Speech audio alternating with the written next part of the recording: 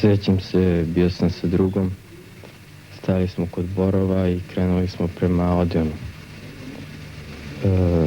Spustili smo se malo dole i on me je zvao, ja sam krenuo za njim. Kad sam stigao negdje do kraja Borova, to otprilike, začeo sam pucnje, svi su se okrenuli i svi su počeli da trče prema gore. Okrenuo sam se ja i kad sam stigao negdje do ćoška, možda malo ispod, tu sam dobio metak, osjetio sam da sam pogođen. Gde si osjetio bol?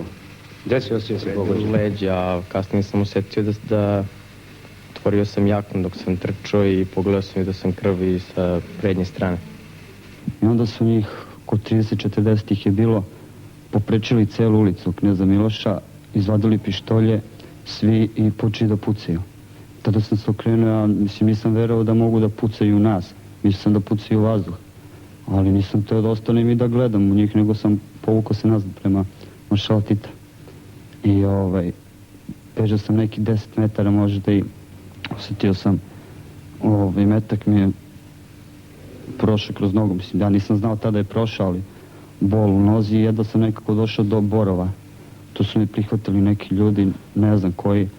Međutim, jednom od njih treba da zahvalim za život, jer mi je svezao nogu, bio sa kaišem i dopremio me ovde. I tako da, jedva sam ostao živ.